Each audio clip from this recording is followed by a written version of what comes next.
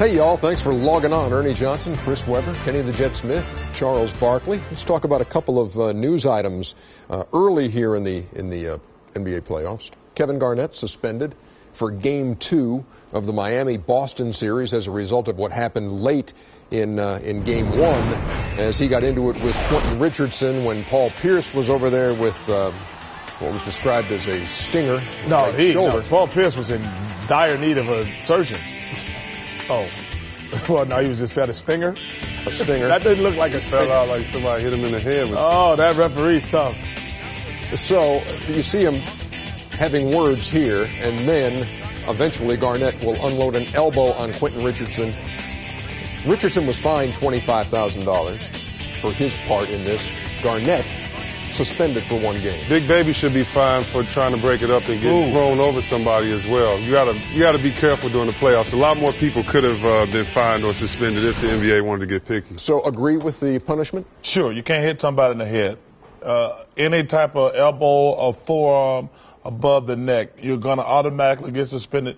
And the thing that made the play silly and stupid was there's only 40 seconds to go in the game. KG's got to be smarter than that. And you thought he should not be suspended?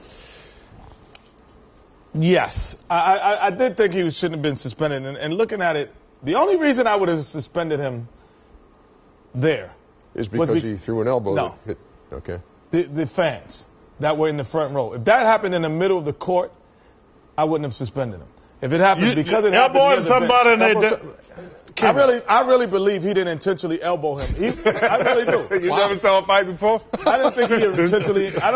I really thought he felt that someone was on his back, and he's like, on the other team, right? Because you wouldn't throw an elbow like that if you thought your teammate was holding you. Because he came over there for no reason. It's like you cannot. It's at his bench, Kenny. Let me tell you this: if someone's robbing a bank, don't come running, looking in and saying, "Hey, what's in?" Unless you part of the armed robbery. Right, but if somebody's laying on your front lawn, or if it's on your bench, you got the right to walk over there. He was part of the robbery, man. And first of all, he was part of the robbery. You got to get. I understand. Hey guys, he was my guy, but he was part of the robbery. Well, let me look at this. He was part of the robbery. He was not an innocent bystander. You know, I'm gonna give you like in the court when I'm watching Law and Order.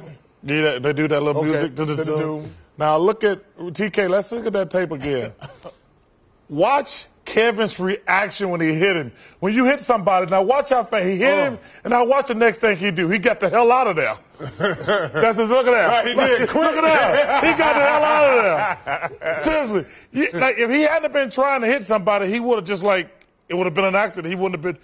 When you hit somebody and start running like that, it was intentional. All we needed was my man, the DA, Sam Waters. All I'm saying, that guy came. I want to hear that little music come on when they found him. Get ready to All I'm saying is that guy, Quentin Richardson, he had a ski mask on as well. Okay, and he was fined $25,000. He was part of the robbery.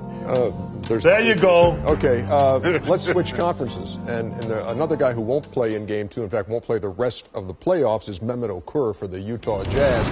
Watch his left foot here. This is last night. And it's the left Achilles.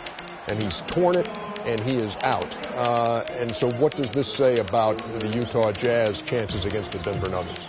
They say they're slim to none right now just because of all the injuries they had. I actually thought Utah had a great chance in this series, unlike a lot of people, because of the way they control the tempo and they control the ball. But not having Mehmet Okur, Millsap is going to get a lot of deserved work right now, but your bench is depleted totally right now.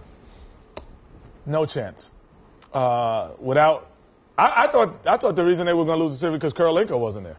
So now when he goes down, it just even compounds it because when you're trying to guard one of the most lethal offensive weapons in basketball, you need a guy who's rangy and can just concentrate on that and doesn't have to concentrate on scoring. So when you lose that, I thought that was the reason more. And now Mehmet Okur spreads the floor for them on the defensive end, so he gives driving lanes to Darren Williams and Boozer.